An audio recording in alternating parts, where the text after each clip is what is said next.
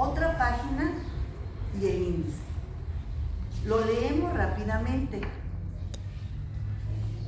y aparece, al dar la vuelta a la hoja, un encabezado.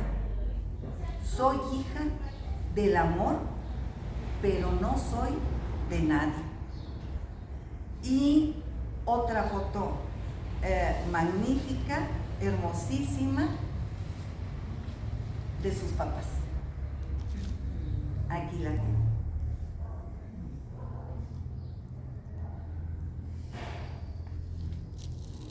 Soy hija del amor, pero no soy de nadie. Y la fotografía de sus padres, Felisa y Federico, los amorosos que concibieron a una poeta. Primer apartado.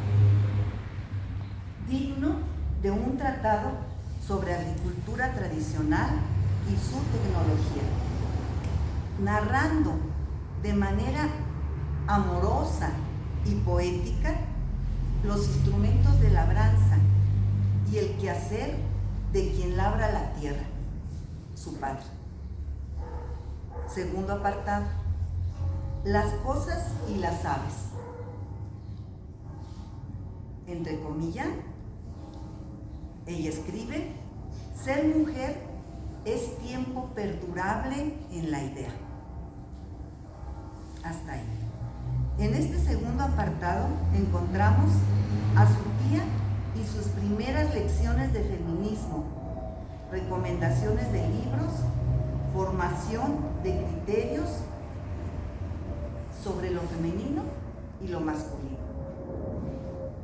Nos dice Yuri, de vencer los abusos y aminorar las formas. Pero ya, es hora de escuchar a Yuli. Nos entrega sus recuerdos. A mi tío Bosco le gusta la carpintería y tiene un banco de trabajo. Enumera todas las herramientas que toman vida en la escritura de Yuli. Mi tío me montaba en la grupa del caballo, escribe ella. Y escuchen ustedes algo de su prosa. Tendría yo 9 años. Desde allí el mundo me parecía grande, muy grande. Ulises era un caballo negro de tiro. Mi tío lo tenía para lucir una bonita berlina estilo coupé que le había comprado a mi tía para darle paseos por los caminos del monte.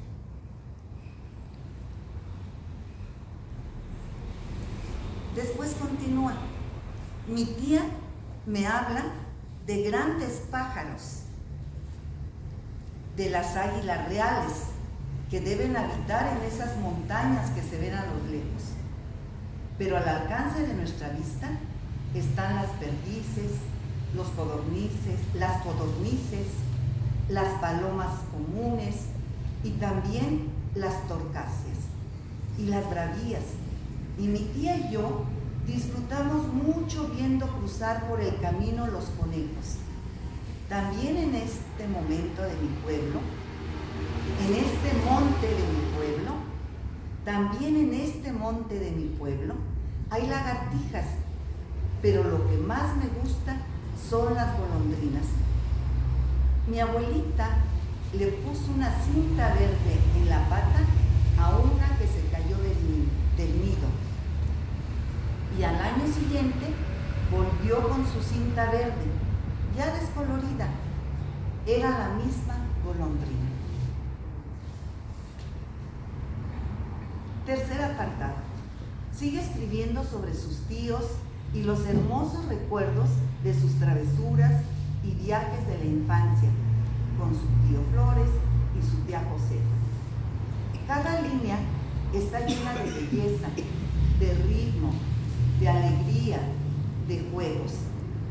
La escritura de Yuli es un refugio en el camino de la fuente, como tituló el cuarto apartado, en donde conocemos a Perriquilla. Arre, arre, Perriquilla, no te detengas, todos esperan en casa el agua fresca de la fuente. En el quinto apartado, confiesa el miedo a las serpientes, a las culebras. Del suspiro que atrapa leyendas y paisajes, afirma, y su fascinación por los cuentos. El sexto apartado lo titula El ángel benigno y la serpiente demoniza. 6. Mi casa. 7. El cocedero. Allí en mi casa, una casa que eran varias casas, la de mis abuelos, la de mis tías, vecinos. Vi cómo mis tíos, hermanos de mi padre, pisaban las uvas de la viña de mi abuela, y el vino salía por la boca de los pellejos o por el caño que vertía al tinillo o al pozo del cocedero, que estaba situado en el corral o el patio de la casa de mi abuela. Como la niña más traviesa de la familia, yo también me descalcé y pisé las uvas con mis tíos. Era como bailar en el pilo. Conocí las tinajas llenas de arrobas y chupé. Sí, antes de tiempo chupé, claro, los canilleros o las espitas, esos agujeros que se tapaban con un palo, a veces rodeado del espalda. Era una fiesta para los niños de la familia ver pisar la uva y pisarla bien. Había que lavarse los pies antes de entrar al baile del vino. Había que aplastar los racimos, había que convertirlos en mosto que iban cayendo al pozo. Aquella sí que era una danza en toda regla. Y a mí me gustaba mucho bailar. Mi abuela me decía que hasta cuando caminaba iba bailando. Pero en el cocedero era distinto. Se hacían tantas cosas. Se iban separando lo que mi abuela llamaba esterugos o pipes, o pipos, que era el pellejo, la cáscara de la uva.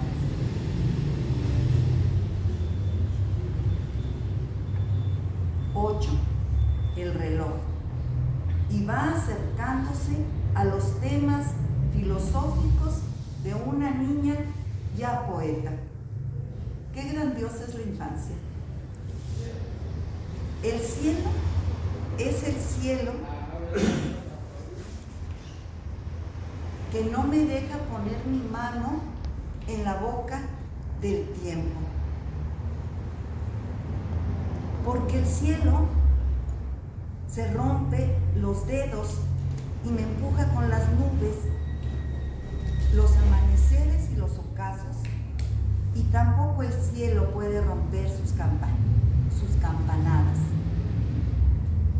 Este reloj de mi pueblo, asentado como un rey en su trono de hierro, sobre la torre estilizada del ayuntamiento, me habla a cada instante y no tengo más remedio que escucharle. Sus palabras son claras y él mejor que nadie sabe decirme la vida y las rutinas. 9. Hermana Carla. Comienza el diálogo existencial, social, con su cabrita. 10. Cuando quiera la muerte. 11. El mal ojo y la curandera. 12. El zapatero y el barbero. 13. La escuela. Hasta aquí llegamos por el día de hoy. Pero escuchen lo que platicaba Yuli con su gallinita Berta de cómo empezó a escribir.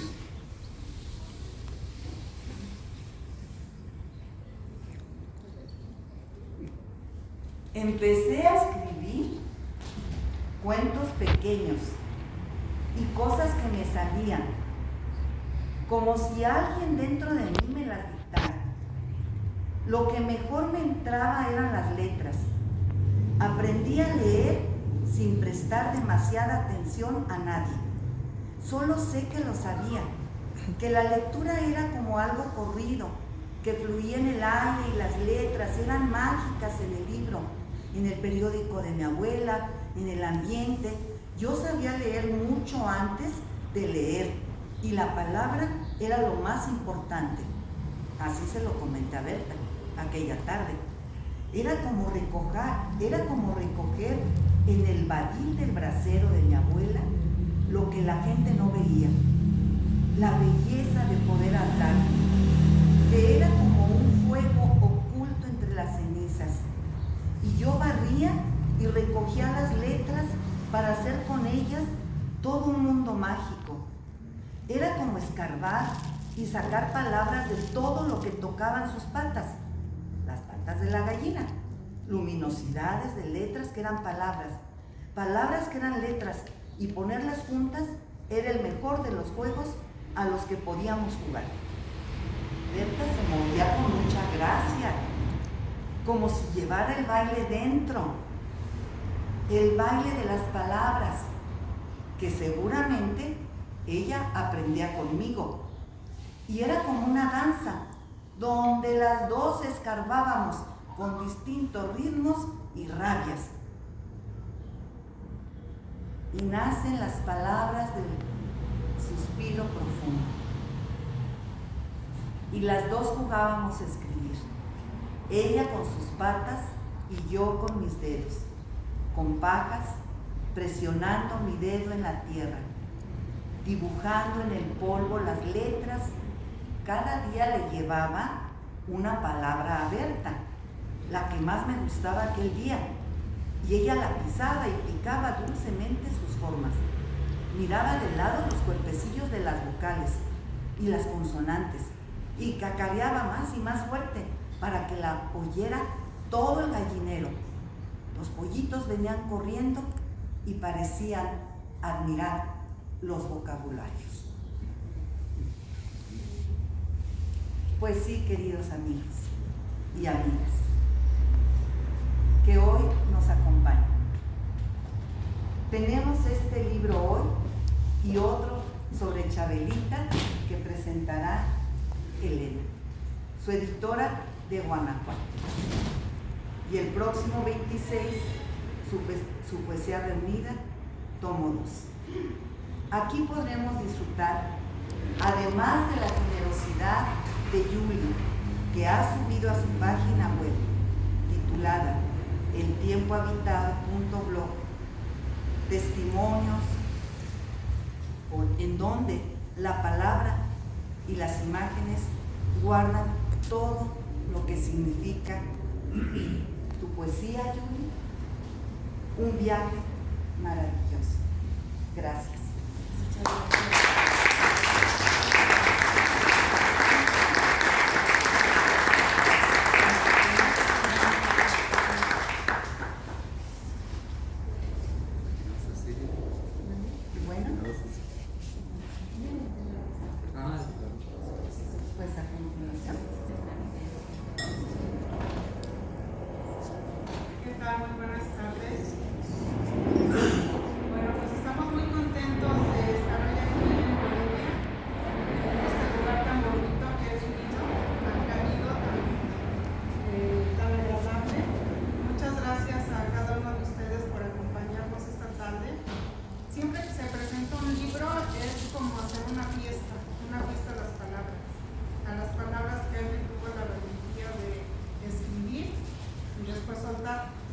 Porque para escribir hay que tener valentía y luego para mostrarlo hay que tener más valentía, ¿no? Yuli ya lleva un gran camino recorrido ya en valentía, entonces ella ya es experta en escribir y dejar fluir las palabras. Pacholabra Ediciones nace en Guanajuato y precisamente su nombre es un juego de palabras que significa apapachando la palabra. Entonces para nosotros ha sido un honor, de verdad, haber recibido tus historias, tus palabras, haberlas podido apapachar y haber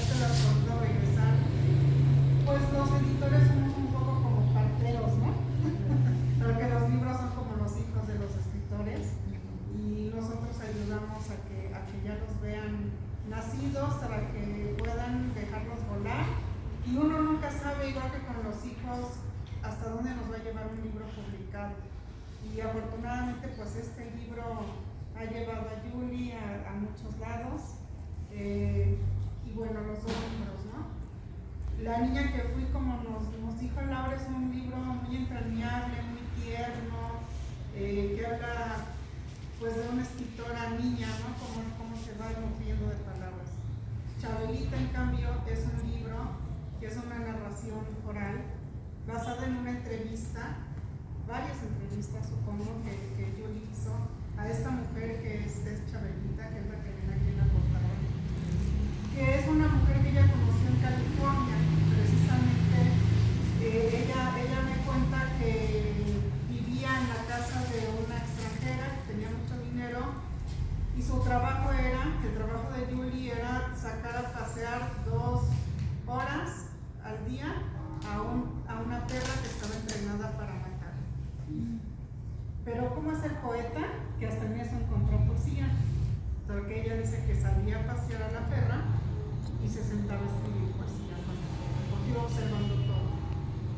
Y así fue como conocí también a Chabelita, porque entre ese lugar que era de ricos había una iglesia, y del otro lado de la iglesia un lugar donde vivían los empleados de los ricos. Y Chabelita vivía en este lugar. Ella era o es. Ella ya murió. Ella era mexicana, Sí. pero una mexicana de estas mujeres de las que poco se habla y que sin embargo se debería hablar tanto, ¿no? Ella vivió en el tiempo de la Revolución, conoció a Porfirio Díaz, le tocó ir tras los pasos de Villa, le tocó perder a sus hijos por el hambre, por la falta de un techo, por las largas caminatas. Entonces es un libro donde ella va narrando, pero es desgarrador estos capítulos, estas cuestiones, pero Julie, como es una experta, lo va entremezclando también con otras anécdotas que le dan un toque de humorismo también, y siente uno la personalidad de Chabelita en este libro, porque ese oiga usted en el que termina cada palabra,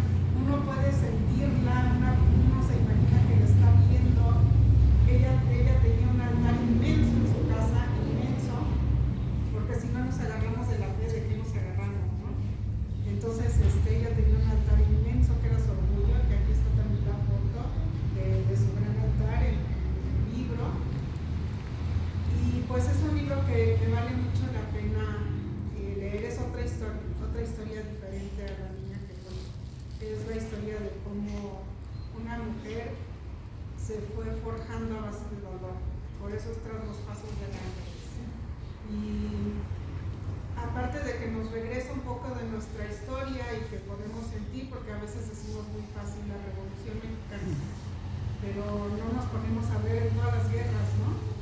Todas las historias que se desentrañan detrás de una guerra, detrás de un éxodo, detrás de una muerte, detrás de todo eso. Entonces este libro es un poco de todo eso. Y también yo quisiera, pues no quisiera terminar mi intervención, porque yo sé que quieren escuchar a Julie, que es nuestra figura central de este día, y que han venido a escucharla a ella, pero no quisiera pasarle el micrófono sin darle las gracias a Estela Cordero, porque Julie lo escribió, nosotros ayudamos a que estuviera así, pero Estela Cordero fue la que abrió, se puede decir que la puerta de esa jaula donde estaban esas palabras ocultas, y gracias a eso tenemos hoy aquí los libros, porque siempre he pensado que de nada sirve que escribamos historias o que tengamos las palabras en un cajón o en un archivo de computadora, porque es como asfixiarlas. Siempre hay que dejarlas volar. Entonces, esto no hubiera sido posible sin este apoyo. Y muchas gracias a todos, y los dejo con Julie, que es aquí.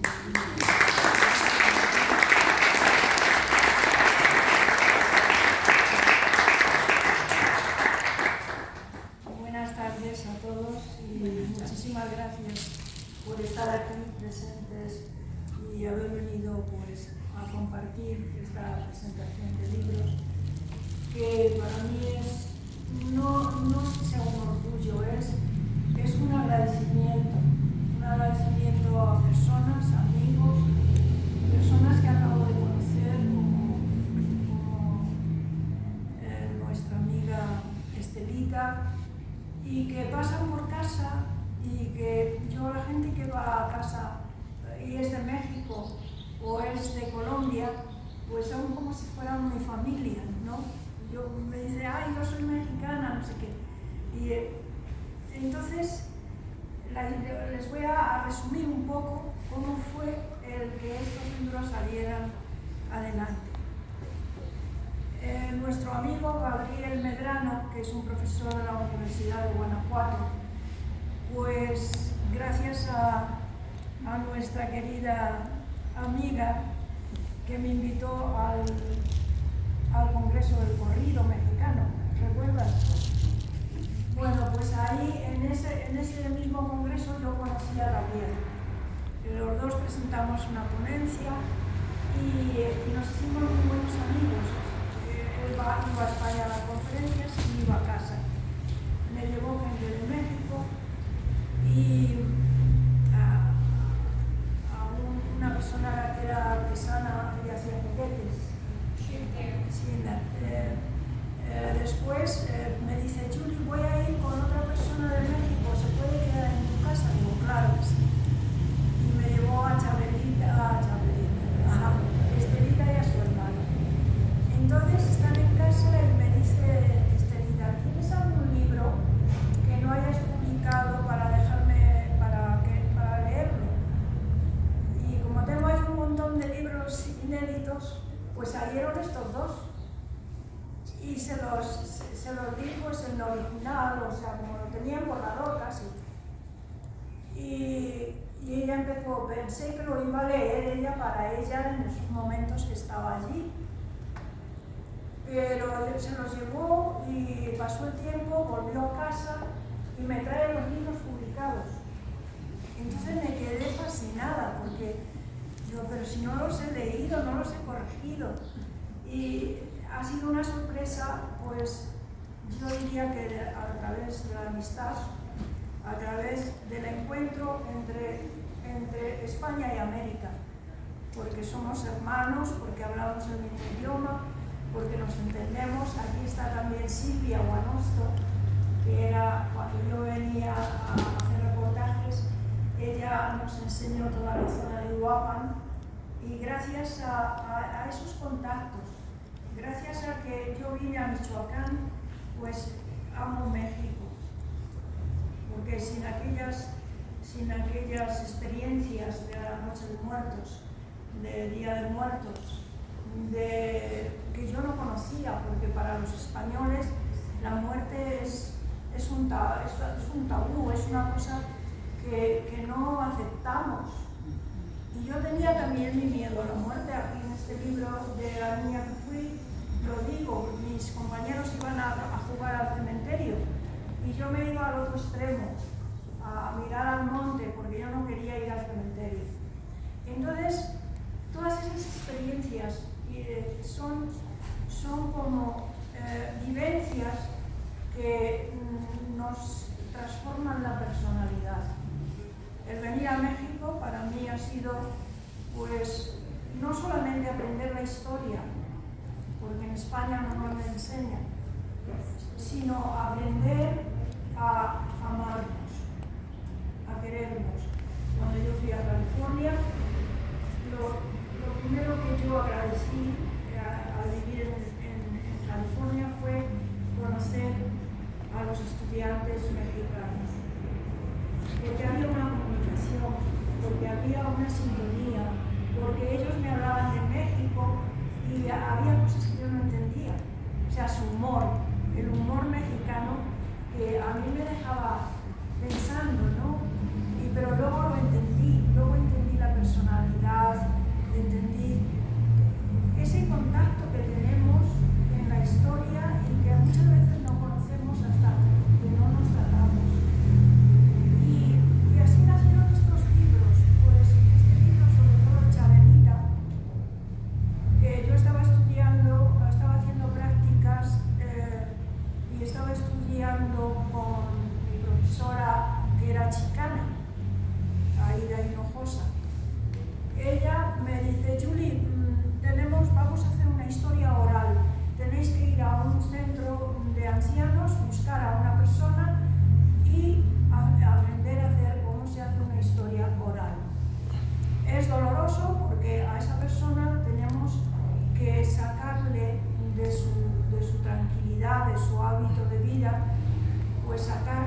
sentimientos, momentos tristes, momentos que han vivido. Y yo me fui allí a Little House y encontré a Chabelita y ponía Isabel Amezquita. Y me llamó mucho la atención el apellido. Digo, Amezquita. Digo, pues parece un apellido vasco. Amezquita o Amezquita. Digo, voy a buscar a Isabel. Y me fui a buscarla precisamente, lo que has dicho, que es detrás de la iglesia de San Antonio. No sé si ustedes conocen Redwood City, que es donde viven los mexicanos de Michoacán. Y luego está Atherton, que es donde viven los ricos. Los ricos más ricos de California viven en Atherton. Y los jardineros, las personas que ayudan en esas mansiones son casi todas de Michoacán. Y ahí conocí pues, los dos, por eso escribí Un siglo en Atherton, que me daban una habitación gratis cuando era estudiante, por pasear a una perra por las calles de Atherton. Son las calles de los ricos. Y luego tengo el libro inédito que se llama Un día en Redwood City. Y ahí hablo de mi experiencia con la gente de México. Y ahí los dos libros yo quería haberlos publicado a la vez, pero solo salió el de Atherton. Entonces son experiencias vividas. Al conocer a Chabelita, yo me sorprendí muchísimo porque ella vivía en una casita muy humilde y toda su casita era un altar, pues como un altar con sus familiares, con velas, con imágenes de todo tipo. Y Chabelita daba muchas voces al hablar, o sea, a veces hablaba casi en verso, pero le salía espontáneo del alma, ¿no? Todo. Digo, Chabelita, le pedí permiso para hacer la historia. Yo llevaba mi cassette, tengo toda su voz, la voz de Chabelita la conservo. Por lo menos tendré 10 o 12 cassettes con su voz. Y efectivamente hubo momentos muy tristes porque me contó su historia, pero hubo momentos muy enriquecedores. Hasta tal punto que me acuerdo, ninguna de las dos conocíamos la historia. Me dice en una de sus intervenciones con el cassette, me dice, y un día yo conocí que llegaron allí unos que los llamaban los gachupines. Y yo le pregunto, ¿y quiénes son los gachupines? Ah, pues no sé. Me voy a la profesora y le digo, ¿quiénes eran los gachupines? Y mi profesora se empezó a reír a carcajadas. Pero Julie, ¿no sabes quiénes son los gachupines? Digo, no. Pues tú eres una gachupina. Entonces, las dos estábamos aprendiendo historia, las dos. Era como una relación muy entrañable entre Chabelita y yo. Y ya pues ella me contaba cosas preciosas, como cuando se ponía a barrer. Me dice, lo que más me gusta en esta vida es barrer. Y yo le preguntaba, ¿por qué? Porque estoy bailando. Y yo cuando barro, bailo. Digo, pues qué bien. Pero bueno, luego cosas muy tristes, como cuando me empezó a contar toda su historia con la revolución de 1910 con Pancho Villa. Está el mapa del recorrido que hizo Chabelita y su familia desde un ranchito de Jalisco hasta el Río Grande. Fue caminando todo ese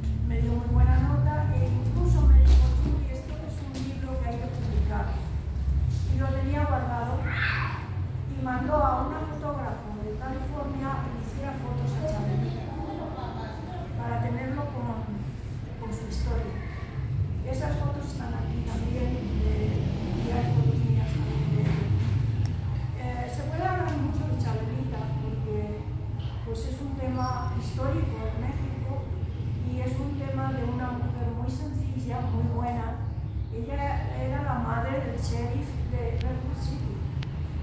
O sea, que sus hijos, ella ya tenía sus familias, sus nietos, tataranietos, de todo. Y es un recuerdo precioso que ahora se ha convertido en libro gracias a Estelita y a Elena.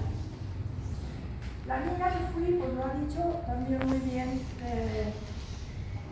Lo has dicho tú. mi amiga. La niña que fui, yo lo que quería en este libro es recuperar todo el vocabulario que hemos perdido en menos de 50 años en España. Y es un vocabulario que yo creo que también les afecta a ustedes, a México. ¿Por qué? Porque tenemos el mismo idioma, porque hablamos la misma lengua. Habrá cosas que son palabras indígenas, pero hay muchas cosas que son palabras de España. Cuando mi padre araba, pues no sé, llevar la sembradera en el hombro y con la mano sacaba el trigo y lo esparramaba por todos los surcos.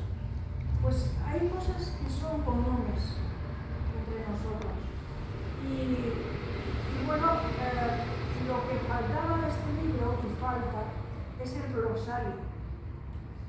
Pero el glosario nos llevaría mucho tiempo hacerlo. Hay una persona que se ha ofrecido a hacerlo, que no está aquí hoy, pero que ya lo hablaremos, que es Raúl González. ¿Sí está? ¿Está? Claro, mira. Eduardo. ¡Ay, yo sabía eso! O sea, que públicamente puedes comprometerlo. En México lo bonito sería hacer el glosario, incluso hacer un glosario, esas palabras que no se conocen aquí, pues ponerlas como se conocen aquí. Sería maravilloso, pero eso llevaría mucho tiempo y ya se estudiará. Entonces yo lo que deseo que si ven este libro pues les guste y lo podamos compartir. De todas formas, lo mejor para entendernos es que ustedes me hagan preguntas. Pues no sé, dentro de lo que ya ha dicho y Elena, pues las dos. Y lo que sí quiero antes de continuar es agradecer. Yo soy una persona que, no sé, me considero gente del pueblo, del campo, porque mis mejores maestros en la vida han sido mis padres. Aunque ha habido momentos que yo no me hablaba con mi padre, porque no me dejaba estudiar. Y yo quería estudiar. Entonces me fui de casa, había momentos que yo iba a ver a mi madre y no me hablaba con mi padre. Pero después de vivir tanto y de haber recorrido pues, muchos lugares, cuando terminé mi carrera en Estados Unidos, mi madre enfermó y yo tuve que plantearme de regresar a España. Y dejé todo y fui, la mejor carrera que he hecho en mi vida es cuidar a mis padres. Y eso es el tiempo, son los años los que nos dicen de estas experiencias. Hoy creo que mis mejores maestros han sido mis padres. Y ese recuerdo de mi padre, de mi madre, lo llevo conmigo y siempre irá conmigo antes que cualquier titulitis que me den en cualquier universidad o de cualquier cosa que me puedan, no sé, poner sobre las nubes. Mis padres han sido mis mejores maestros. Y desde ahí parto para seguir escribiendo. Porque gracias a mi padre yo empecé a escribir versos. Cuando yo era niña, mi padre era alcalde en el pueblo. Y cuando moría alguien, mi padre escribía ripios. Un ripio es una palabra, digamos, postiza, pero que sirve para limar. Mi padre, cuando moría alguien, se pasaba toda la noche escribiendo sobre la persona que había muerto. Y después, al día siguiente, en el entierro, escuela, las niñas, íbamos a recitar los versos que mi padre había escrito durante la noche.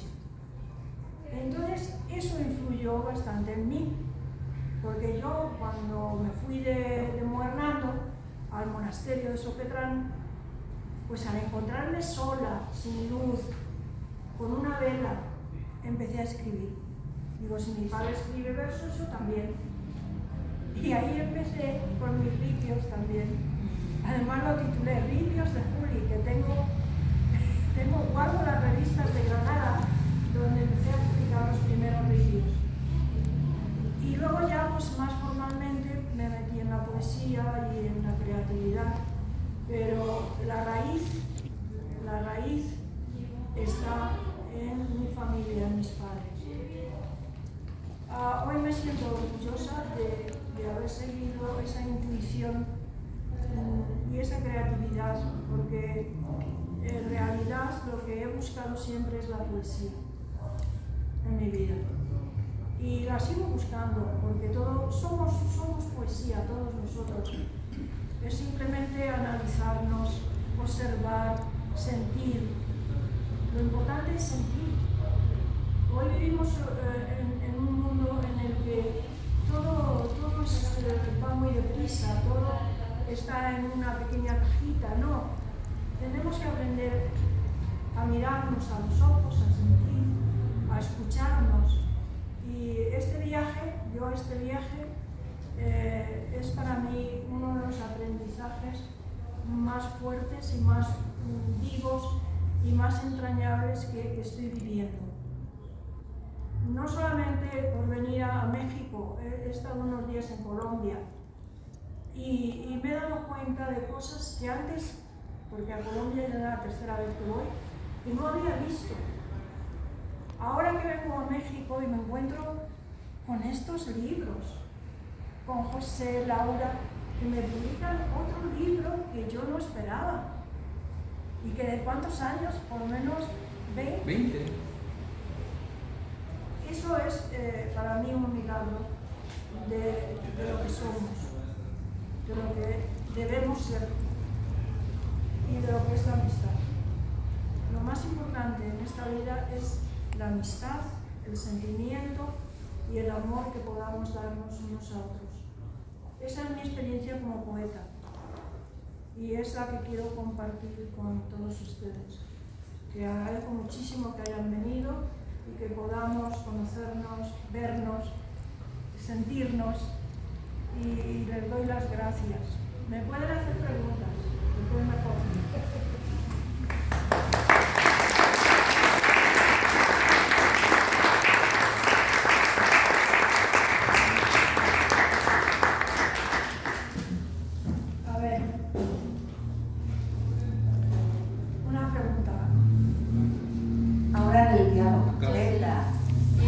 Mencionaste hace rato que en Colombia había un Sopetrán y que allá en tu casa se llama Sopetrán también, ¿no?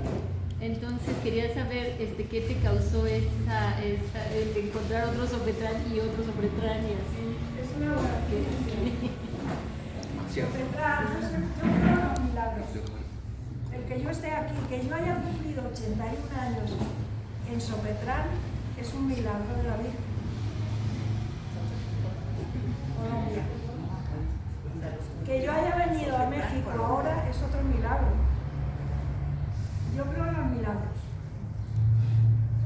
Y agradezco esta pregunta porque Sopetrán es un lugar, pero es también una virgen, la Virgen de Sopetrán, que se apareció en una higuera en el año 1050. Estamos hablando del año 1050. Se apareció al hijo del rey moro de Toledo, Ali Maimón. Ali Maimón perseguía a los cristianos y los llevaba por Sopetrán. Y al llegar a Sopetrán, en el año 1050 ya existía una ermita dedicada al culto de la Virgen. Los cristianos que venían presos con cadenas, al ver que había una ermita, imploraron la protección de la Virgen. Eso es lo que nos cuenta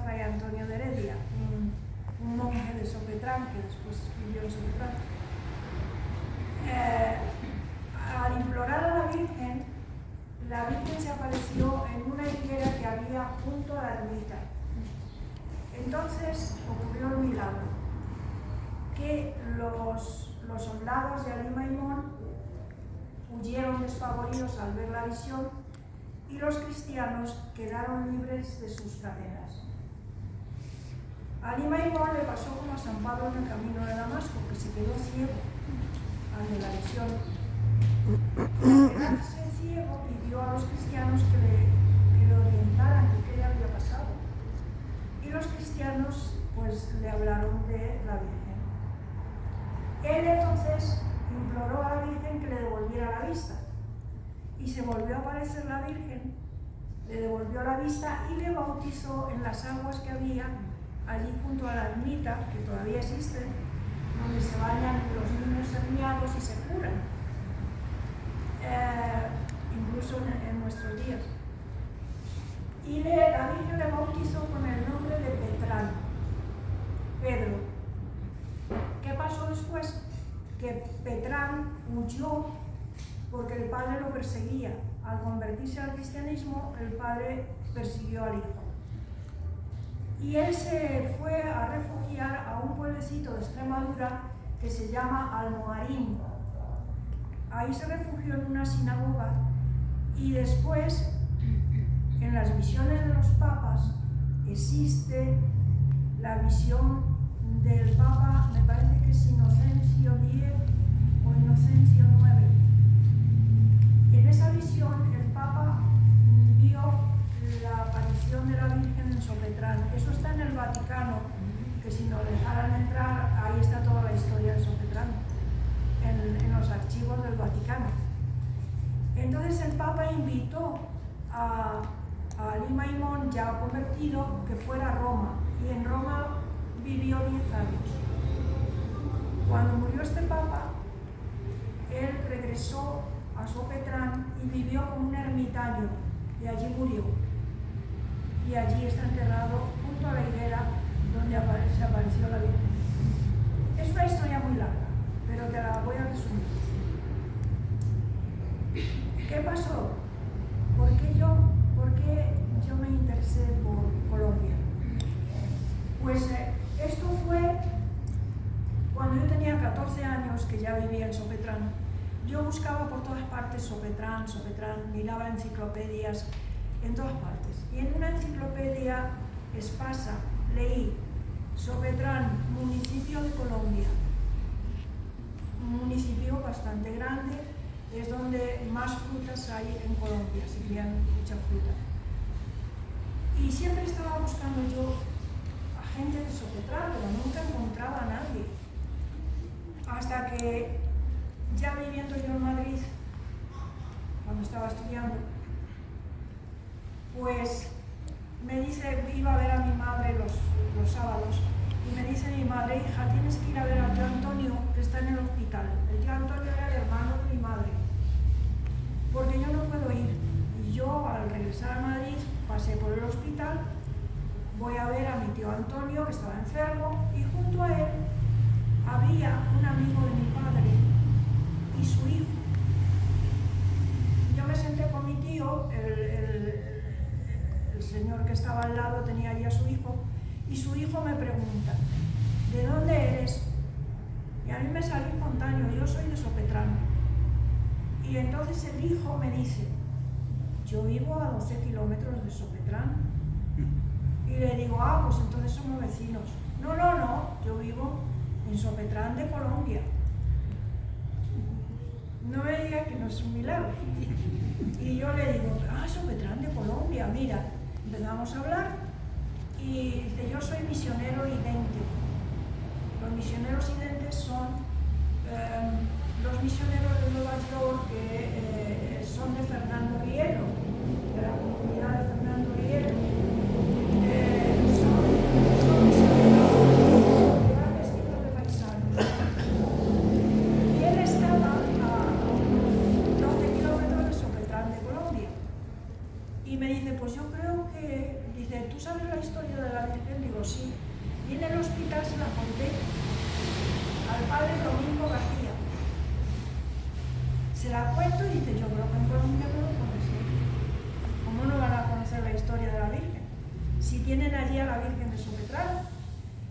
Pero es que en Sopetrán creen que los que están en el cuadro son los apóstoles. No lo que usted me está contando de Ali Maimón, del hijo del rey moro de Toledo. Y así descubrimos la historia en Colombia. Este hombre me dice, este misionero me dice, ay, ¿me puede dar por escrito todo lo que me has contado? Y al día siguiente volví al hospital y le llevé todo copiado en mi máquina hispano-ibérica y se lo llevó a Colombia. Llega a Sopetrán y se lo cuenta al historiador. Van a ver el cuadro de la Virgen y se dan cuenta que efectivamente que no eran los apóstoles, era un árabe, era el hijo del rey moro de Toledo. Y así descubrimos la historia en Sopetrán. Pasan los años, yo me estuve escribiendo con el historiador, por lo menos ya estaba yo en California y me seguía escribiendo con Darío Sevillano, que era el historiador de Sopetrán. Entonces ya pasa el tiempo, regreso a España a cuidar a mis padres y se presenta un día un señor para invitarme a los 400 años de la fundación de Sopetrán en Colombia. Porque esos escritos que yo le había dado estaban en la Academia de la Historia de Colombia, ya como registrados como que era la historia de Sopetrán.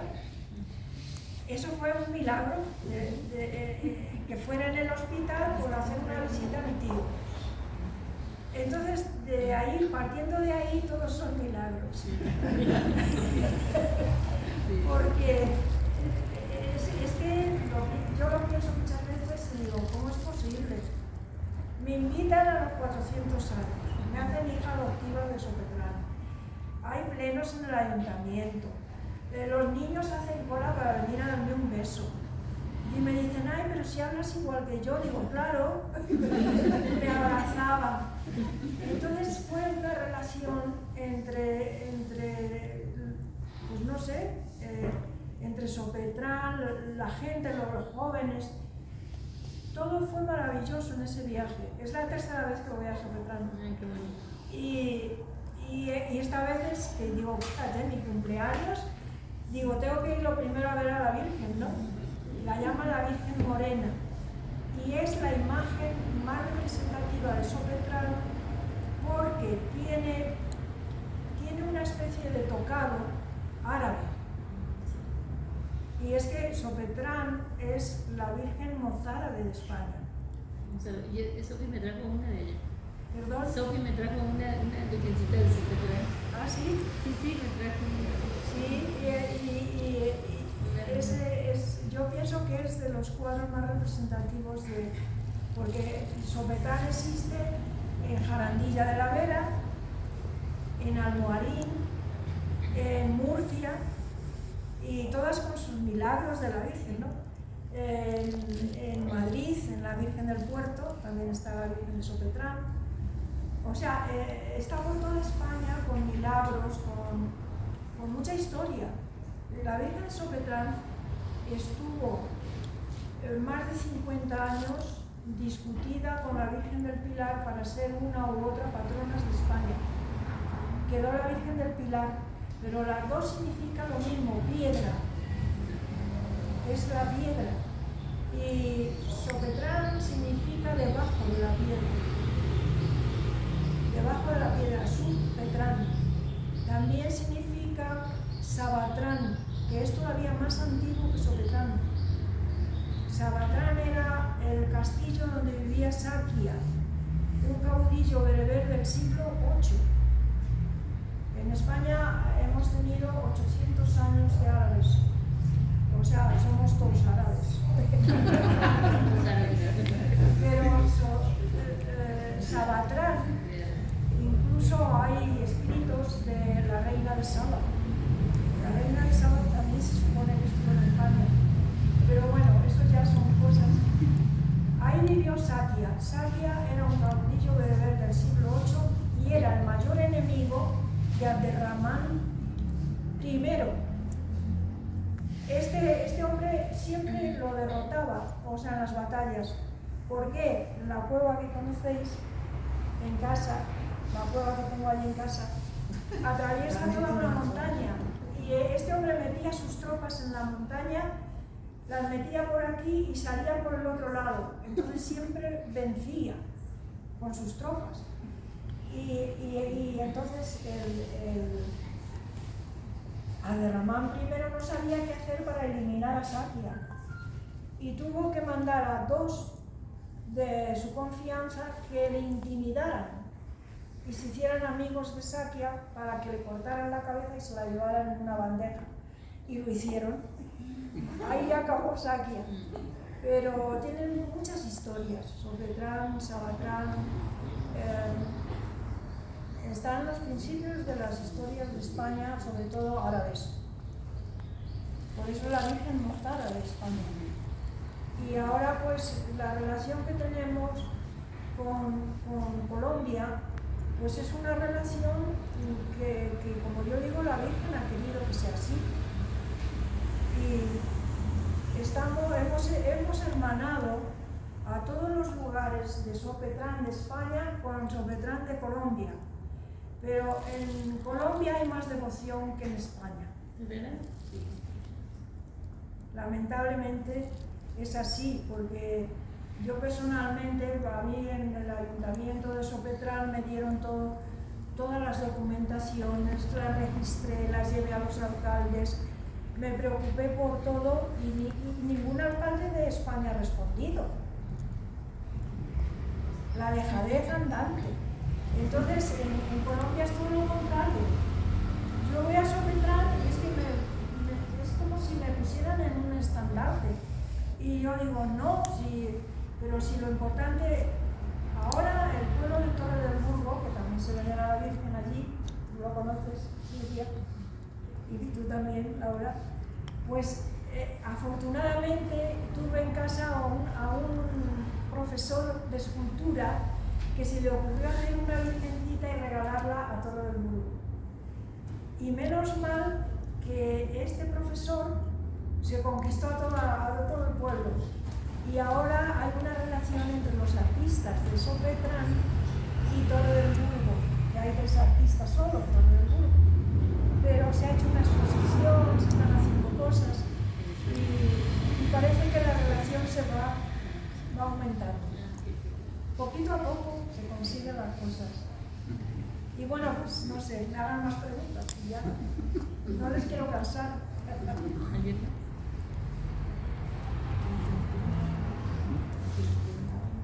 ¿No tienen más preguntas? Pues entonces nada, pues darles las gracias. Sí. Hola, buenas noches. Buenas noches. Yuri, quiero preguntarte acerca de tu libro de la niña que fue. ¿Qué sentiste cuando lo escribiste? Pues sentí volver a mi infancia. Y la niña que fui es la niña que soy. He llegado a esa conclusión. Porque lo más importante, creo, en el ser humano es no dejar de ser niños. Hay algo en mí que todavía perdura de esta niña que fui. Y es lo que me mantiene, pues, no sé, alegre, contenta, traviesa a veces. El ser incluso en mi familia la oveja negra, porque yo he sido muy traviesa de niña. Y como en mi familia nadie viaja, todos están allí en el pueblo establecidos, y yo me he salido un poco de todo ese contexto, me llamaban la oveja negra. Que yo tengo algún poema dedicado a la oveja negra. Entonces sentí, o sea, el haber escrito este libro lo tenía como proyecto para continuar. Ahora estoy empezando a escribir la vida de mis padres. Entonces, a partir de la niña que fui, en este libro que quiero escribir, porque mis padres son más importantes que yo, en todo sentido, y quiero dar la importancia que mis padres tuvieron, no solo en su historia de amor, que es increíble. Es también en su historia como trabajadores, como gente luchadora de la guerra civil. Mi padre estuvo en la guerra civil en los dos frentes. Estuvo media guerra en un frente y media guerra en otro. Y afortunadamente yo tengo todos los apuntes de mi padre de la guerra, de lo que vivió en un lado, lo que vivió en otro. Mi padre no iba a misa, yo no le veía en la iglesia nunca, pero le veía rezando. Y siempre me preguntaba, ¿por qué rezará tanto tu padre? Y se paseaba rezando, rezando, rezando. Incluso se levantaba y se arrodillaba a los pies de la cama y rezaba en voz alta para que nosotros lo escucháramos. Y yo un día ya a mi madre le dije, yo estoy harta de oír rezar a mi padre. Pues hija, él lo hace para que vosotros aprendáis. Pero ya crecimos y mi padre seguía rezando. Después de muerto, en sus apuntes, yo leí, debo a Dios 45.000 Padre Nuestros, a la Virgen 100.000 Ave Marías. Y yo digo, ¿por qué? Pues mi padre me lo explicó en sus apuntes. Porque mi padre toda la guerra ha estado en el campo de batalla. Y cuando estaba luchando, él decía, yo tiro los tiros al aire para no matar a nadie. Pero cuando yo estaba luchando, veía cómo caían mis compañeros. Y entonces yo le debía a Dios no sé cuántos Padre Nuestros. En tal batalla no sé cuántas Ave Marías. En tal batalla, y ahí me enteré por qué mi padre rezaba. Dando gracias a Dios porque le había salvado la vida en esa lucha entre hermanos, porque a veces estaba mi padre en esta parte y su hermano en esta otra, que se podían haber matado los dos. Entonces yo a Estelita y a muchas veces lo digo, solo el amor nos puede salvar de otra guerra civil. Solo el amor. Y como sigamos con estas políticas, España terminará en otra guerra civil. Y es todo lo que yo ahora no dejo de sentir, porque yo ahora voy a escribir la vida de mis padres y va a ser también la continuidad de mi vida a partir de la niña que fui. Ese es mi proyecto, no sé si lo cumpliré. Muchas gracias. Yo tengo una sugerencia. Sí es necesario que se haga el glosario, que cuando empecé a leer la niña que fui en el tratado y en la escritura casas, le digo, bueno, que estoy loco, que no, yo no entiendo nada que la cosa que va a estoy medio sorda, que todos los aditamentos que tenían arado y cosas, claro que sí existen en México, pero con otros nombres que nosotros no conocemos. Claro. Casi el 70% de palabras desconocidas. Es que hay palabras que se han perdido, sí. Se han perdido, porque yo me acuerdo que, ¿sabes? El arado romano, que es el arado con el que se diseñó Roma, es el mismo arado. Luego yo me he documentado y además mi padre me explicaba cosas tan sencillas, pero que claro, yo tampoco conocía el vocabulario. Y es el mismo arado que tenemos, pero con diferentes nombres. Con diferentes. Es que algunas cosas tienen más de un nombre. Y aquí en México seguramente que se dice eso mismo de otra forma, a lo mejor influida por las palabras indígenas, que también. Y el arado romano sí que existe aquí, porque la primera vez que yo vine, cuando hicimos la noche de muertos, yo vi que había el mismo arado que tenía mi padre, y tirado por 2 mulas también, y por una mula. Y nosotros era igual, exactamente igual. Pero claro, lo bonito bonito sería ver cómo se llamaba eso mismo aquí. A ver si coincide como lo decían allí. Lo mismo sucede con la vendimia también. Con la vendimia, bueno, la vendimia era una bendición. Hasta nos emborrachábamos. Sí. Gracias, Yuri. Yo no he terminado el libro de leer, pero en el folclore sinaloense, que hay mucho campesino, y yo soy hijo de campesinos, el arado tiene una parte que se llama el barzón. El barzón, y lo citas en el libro como parte de los aperos del arado. Entonces, hay una canción que se llama El Barzón en el folclore que es muy bonita y muy socorrida. Luis Pérez Mesa. Entonces, es una canción muy hermosa y me trajo pues recuerdos muy gratos del campo, ¿no? Esa de que se rompió el barzón y sigue la lluvia. Esa mera. Pues me alegro. ¿Cuál fue tu impresión del Día de Muertos aquí en Michoacán?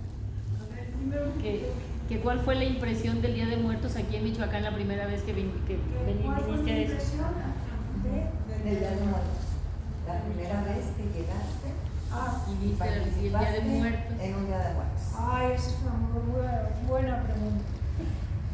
Mira, cuando yo estudiaba en California, se lo debo a una persona que se llama María Andrade. Yo publicaba en su periódico, hacía prácticas de periodismo, publicaba artículos, pues como se hacen las prácticas. Y Mary y su esposo Franklin eran los dueños del periódico donde yo publiqué más artículos.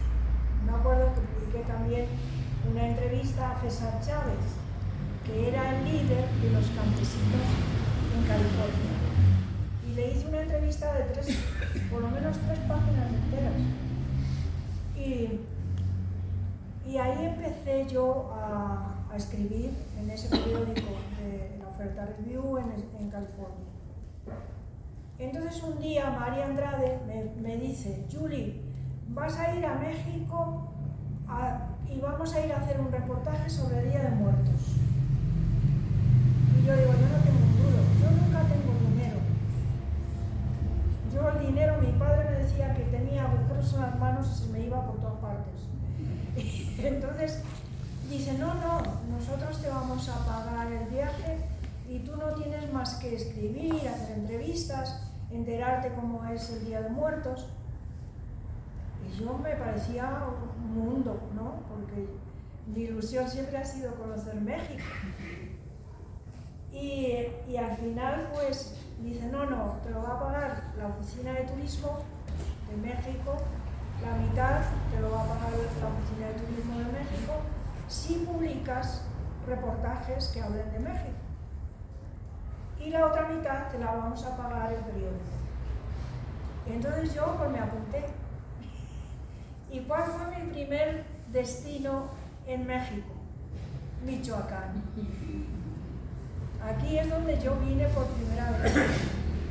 ¿Y cuál fue el primer cementerio? Iguazio. Un pueblecito que se llama Iguazio. Y yo, cuando íbamos a entrar al cementerio, le digo a María Andrade, yo no entro. Yuri, que no te pasa nada. Me entró un miedo, porque yo ya tenía miedo a la muerte, desde niña. Y digo, yo no entro al cementerio. ¿Cómo? Digo, ¿qué voy a hacer yo ahí? Pues tienes que hablar con la gente, Bueno, María me ayudó muchísimo. Ella es fotógrafa, muy buena, fotógrafo de Ecuador, pero es más mexicana que ecuatoriana, porque ya había venido muchos años, y Mary es un encanto de persona. Ha publicado muchos libros, y gracias a ella también yo he publicado 4 libros sobre el Día de Muertos. Y hay un libro que te confieso que ha sido mi salida de miedos, que se llama Muerte de Risa. ¿Y por qué muerte de risa? porque aprendí a reírme con la muerte, no de la muerte, con ella. Y me lo pasé bomba escribiendo ese libro. Pero se me quitó el miedo, pues mira, yendo a los colegios. Íbamos a los colegios y yo veía a los niños recortando calaveritas, haciendo esqueletos de papel.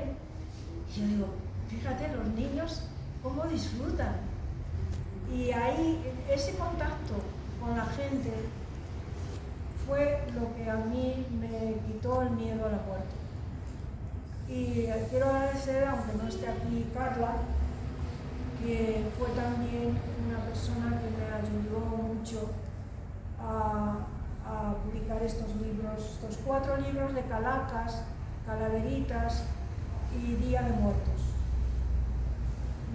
Tengo 2 libros donde vienen muchas fotos de María Andrade y luego yo pongo poemas.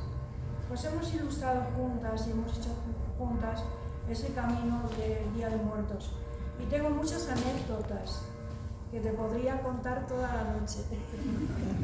Incluso en La Pacanda, en Páscuaro, en Uruapan, en esos pueblos donde nos llevaba Silvia, ¿te acuerdas? Es que hay dos regiones muy significativas. Sí. La mayoría de turistas vienen a Jalisco.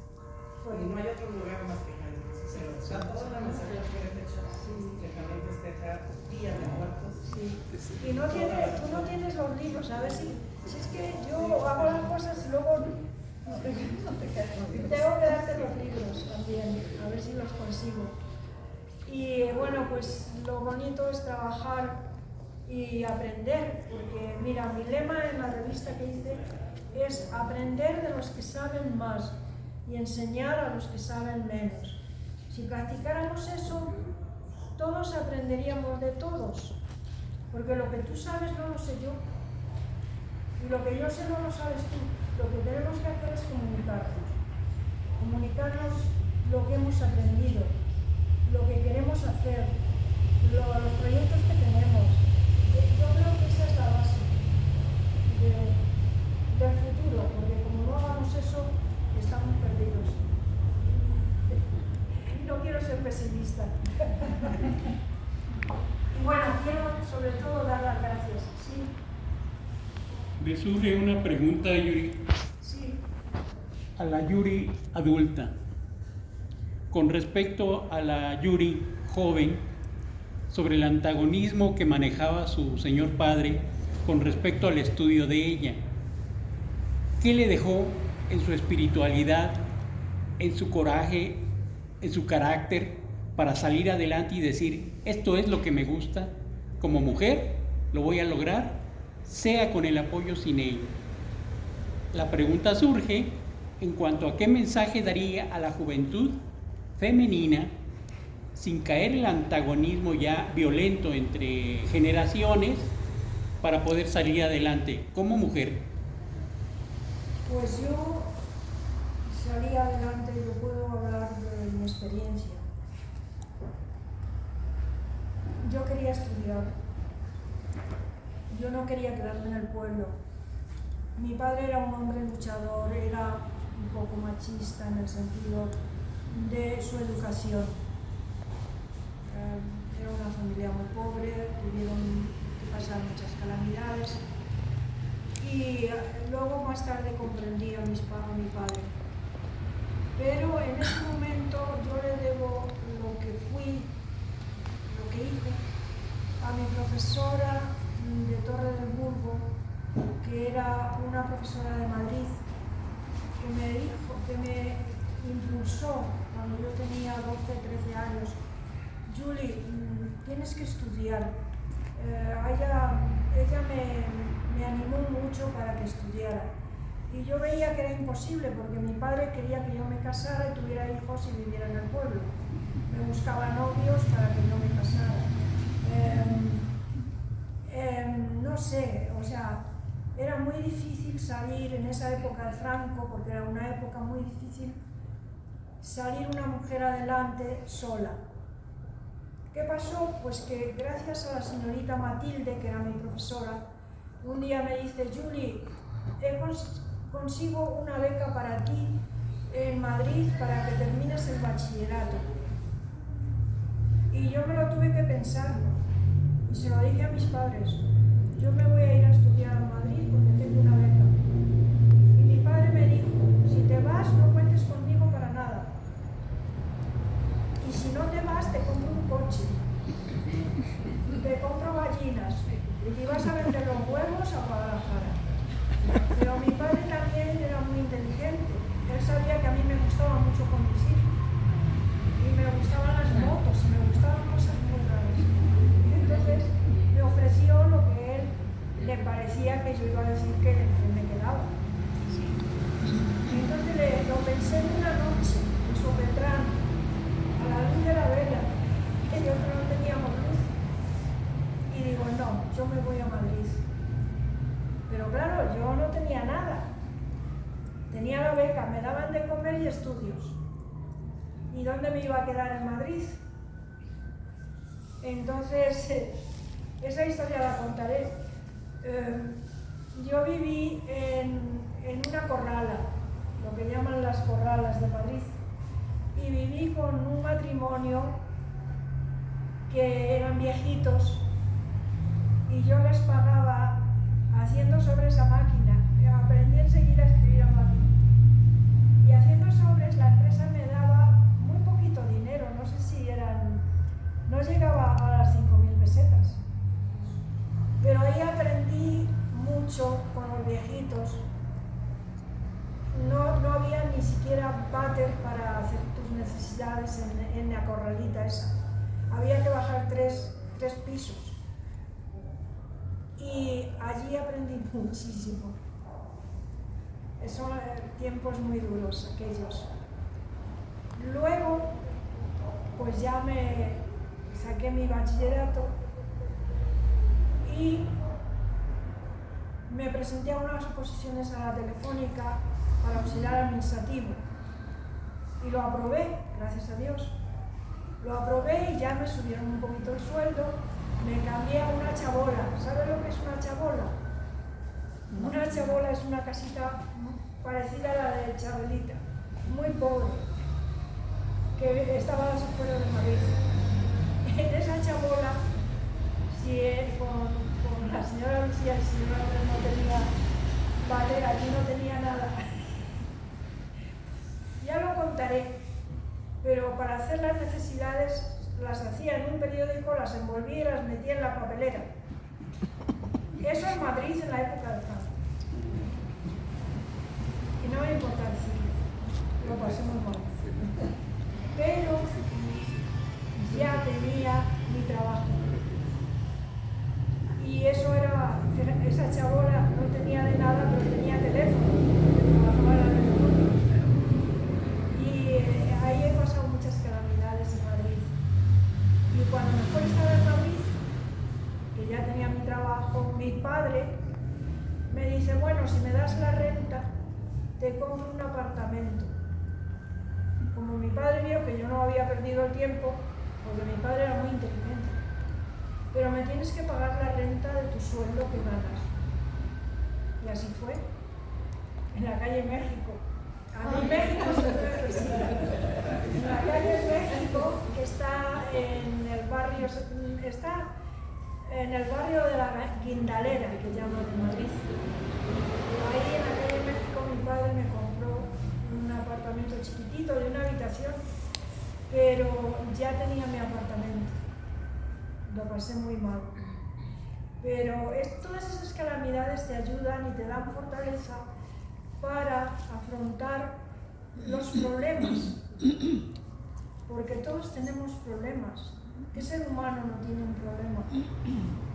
Y te ayuda a aprender a resolverlo, aunque lo pases mal.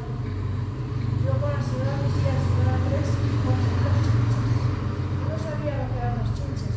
Y un día voy a mi madre, un sábado que fui a verla, digo, en la cama hay unas cositas rubias que no hacen así. Y me dice, hija, esos son chinches. ¿Cómo puedes vivir con chinches? Y me dio unos polvitos para para matar a los chinches. Pero bueno, son cosas que ahora las recuerdas y no te importa haberlas vivido. No te importa porque te han enseñado. Te han enseñado muchas cosas. El señor Andrés era un guarda de una joyería y su esposa era un señor que tenía psicosis de guerra y por las noches gritaba. Te despertaba cuando estabas dormida. Y su esposa hacía tricotar de esto para hacer jerseys de lana. Entonces siempre teníamos música allí en su casa. Y son cosas que te ayudan a afrontar la vida. No sé si le he respondido a su pregunta. Muchas gracias. Sí. Pues hay muchas cosas. Yo tengo cosas para contar y para no dejar de escribir hasta que me muera. Pero sobre todo cosas muy hermosas de México y de Colombia. Yo, si tengo que recomendar dos países, serían México y Colombia. Colombia porque hacía que no venía a México ya casi, no sé, ¿cuántos? 15 años que no venía a México. Y me he quedado maravillada de lo bonito que está Morelia. Está mucho mejor que cuando yo vine hace 15 años.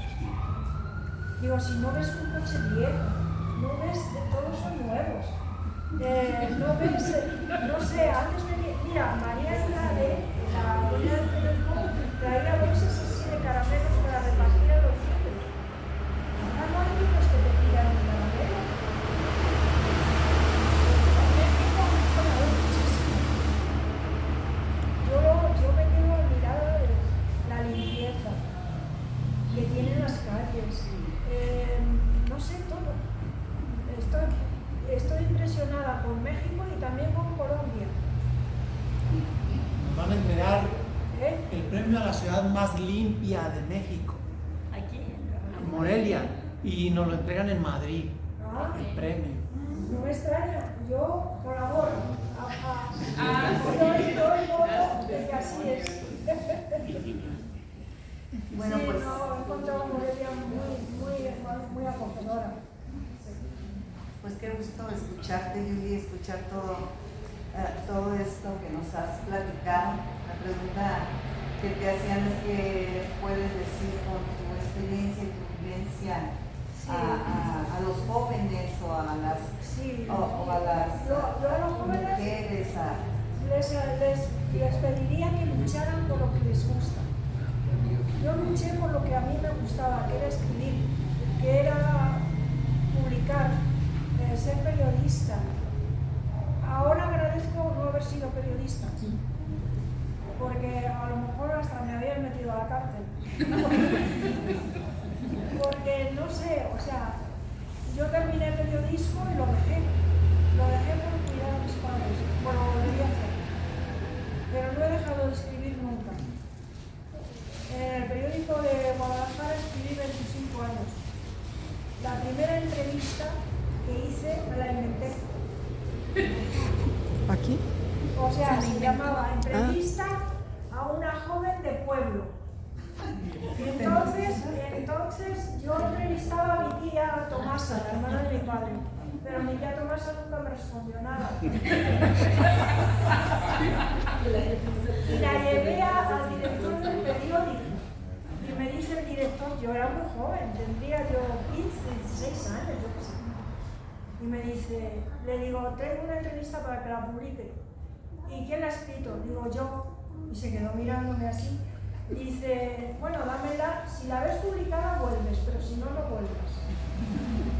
Y yo la vi publicada y se me abrió el mundo. Entonces hice una entrevista a un zapatero, a una peluquera, a un labrador. Yo qué sé, pues ya eran entrevistas con la vida brutal.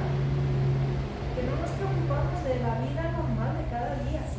Pero son personas que tienen mucho que aportar a los lectores. Claro. Y ese desde California les mandaba artículos. Luego ni me mandaban el periódico ya, en agradecimiento. Pero sí, volvería a hacerlo. Y ahora no me pesa el no haber practicado el periodismo, no me pesa. Creo que me identifico más como poeta que como periodista. Porque a mí me gustaba el periodismo de investigación y es muy peligroso hoy escribir ciertas cosas. Entonces, quiero que me veáis como poeta.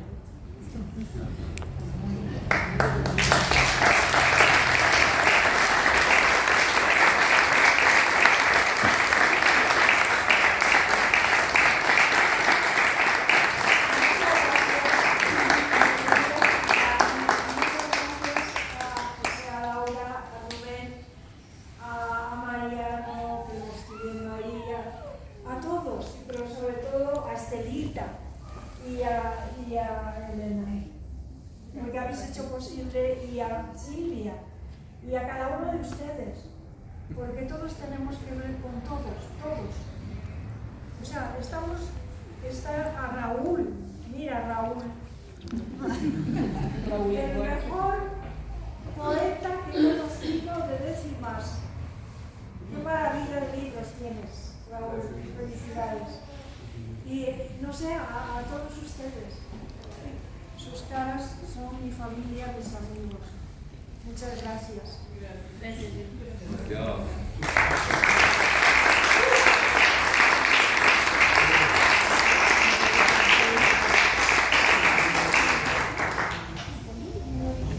Bueno, pues muchísimas gracias por su asistencia. Se nos fue volando 2 horas, el reloj de Yuli se detuvo porque pudimos hablar 3 personas, leer sus textos, escucharla y sobre todo haber abierto la conversación, que llega a ser muchas veces muy complicada. Estar viendo es una reunión excepcional porque hay personas muy queridas de toda la vida, pero además con niños. Por aquí está Sandra con sus niños hermosos, tan importante para el trabajo editorial. Ahí están mis nietos también, y que lleguen niños a esto y que escuchen, pues es fabuloso. Pues vieron qué buena conversadora es, además de muy buena poeta, y además que también ha sido muy buena periodista y fotógrafa. Muy buena. Pues nos vemos la próxima, esto no se acaba porque el próximo miércoles vamos a seguir aquí, seguiremos la conversación y ahora con poemas de Yuli. Viene una joven a cantar poemas de Yuli, la señorita Betty Caña está puestísima para cantar. Entonces nos vemos a las 6 y que lograremos hacer 2 horas magníficas entre todos. Hasta la próxima, amigas y amigos. El jueves. Bueno, el viernes vamos al Careo. No. A ver. Al Museo de Arte. Es el jueves. El jueves vamos al Museo de Arte Colonial a las 6 de la tarde también. ¿Tú estás por acá, Francis? O sea que tenemos una buena semana enseguida. Miércoles aquí, jueves en el Museo de Arte Colonial. Y después hablaremos en usted.